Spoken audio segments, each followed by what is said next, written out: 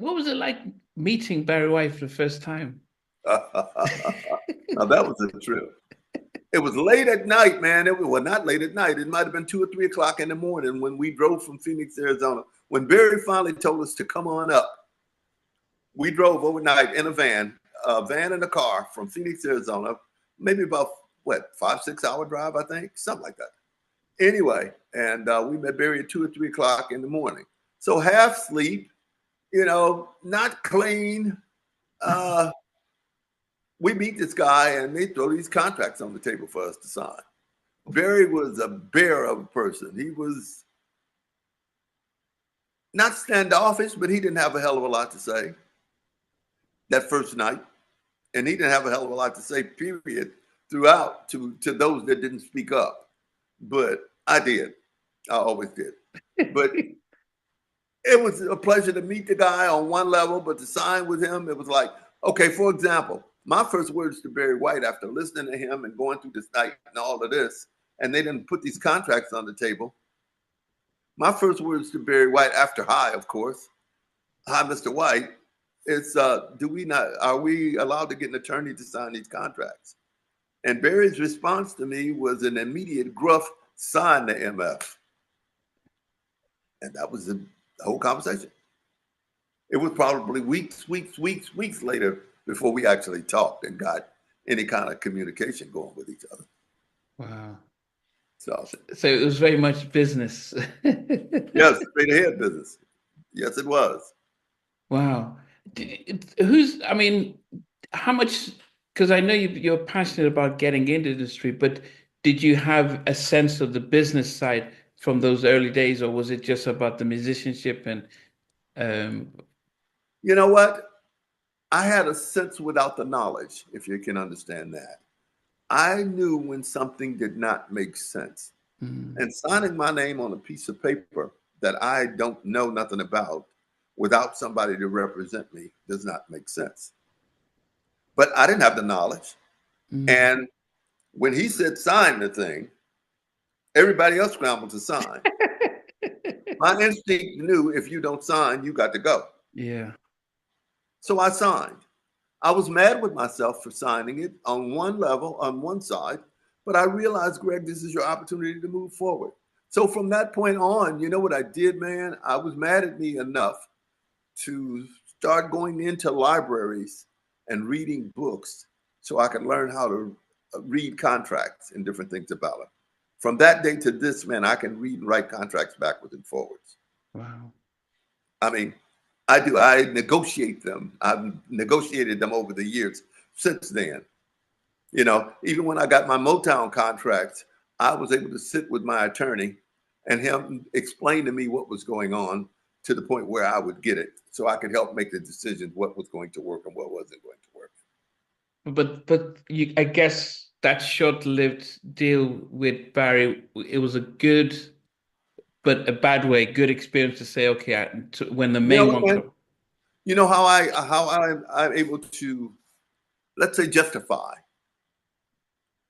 that if you go to college, it costs. You have to pay for your education anywhere it goes. That was part of the cost I paid to become who I became in the record industry. So I was able to write that off and put that aside and say, thank God for the experience, because not only did I learn how to read and write contracts, I learned how to stand up for myself a whole lot better. I learned what should be accessible to me as a recording artist, as a writer, as a producer, as an arranger, and what I should not accept. And so it was part of my education. And I would pay for it in that same way again if it came up again, in hindsight. When you guys were recording with Barry then, does he get involved in the studio? Is he involved in that process with you guys? Yeah, actually he produced one song and he came in our sessions quite a few times and hung out and may have had a suggestion here or there. So we did work directly with him. Not totally. There was another guy by the name of Bob Ralph, who was the primary producer. He actually came to Phoenix, Arizona, and worked with us in preparation for us going to California, meet Barry White, and doing the whole thing. Okay. In fact, Bob Ralph was part of a team back in the 60s called Bob and Earl. Their big record, #1 record, was Harlem Shuffle. Wow. And as I said, Bob Ruff was a part of that team. And then later years, he became a producer, and he wound up being our producer and teaching us a lot, because he was really, that was my first professional record was with them. So I learned a lot through Bob as well. And he was open to sharing. He wasn't while producing you guys. He was open to sharing. Yeah, he was workable until the bottle was empty. When the bottle was empty, he was hell to deal with because he was an alcoholic and he drank all day. So when we caught him sober, you can have a good conversation with him. But as the day went on, it was all about the music and not that music and that bottle and nothing else. Okay. Yeah. So when I moved to the States, the one thing I was afraid of ever doing was drinking coffee, because I seen it in so many films that everyone gets addicted to coffee. So I was afraid of coffee, and I never drank coffee.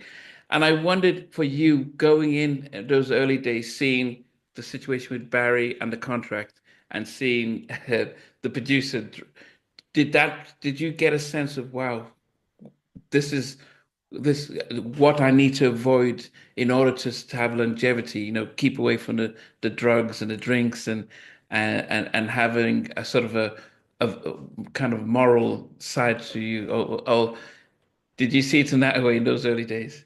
No, man. I mean, the truth of the matter, man, I was just so happy doing music.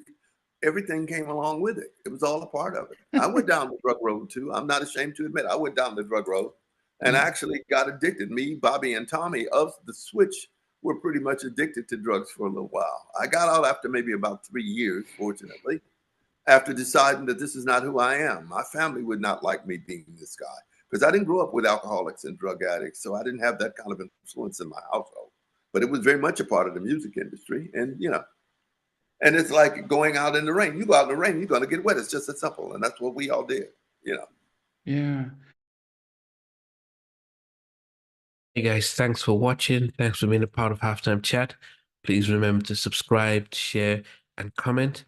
But most importantly, why don't you become a member of Halftime Chat?